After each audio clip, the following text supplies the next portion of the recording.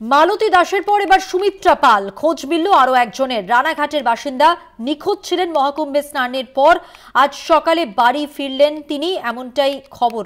আরো একবার জানিয়ে রাখবো, মালতী দাস তিনি ইতিমধ্যেই তার খোঁজ পাওয়া গেছে, যেমন তেমন সুমিত্রা পাল তিনি বাড়ি ফিরলেন। রানাঘাটের বাসিন্দা, তিনি নিখোঁজ ছিলেন। খোঁজ মিলেছে রানাঘাটের সুমিত্রা পালের, মহাকুম্ভে স্নানে গিয়ে নিখোঁজ হয়ে যান। আজ সকালে বাড়ি ফিরেছেন, খুশি পরিবারের সদস্যরা।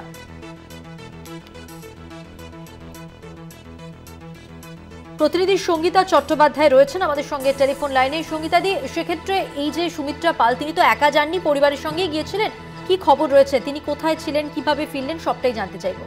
হ্যাঁ দেখো মধুমন্ত্রী, নদিয়ার রানাঘাটের ওই বছর 54 সুমিত্রা পাল তিনি কিন্তু যখন 27 তারিখে কিন্তু যায় এবং মহাকুম্ভের এই মেলায় কিন্তু তিনি হারিয়ে গিয়েছিলেন এবং যোগাযোগ বিচ্ছিন্ন হয়ে গিয়েছিল তার পরিবারের সাথে, এবং যাদের সাথে তিনি গিয়েছিলেন তাদের সাথে কিন্তু তাকে আর পাওয়া যায়নি।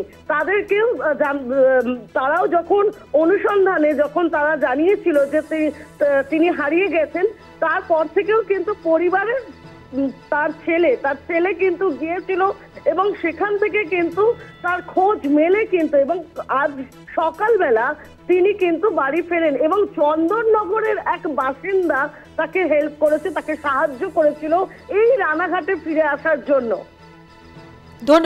ধন্যবাদ। কথা বললাম প্রতিনিধি সঙ্গীতা চট্টোপাধ্যায়ের সঙ্গে।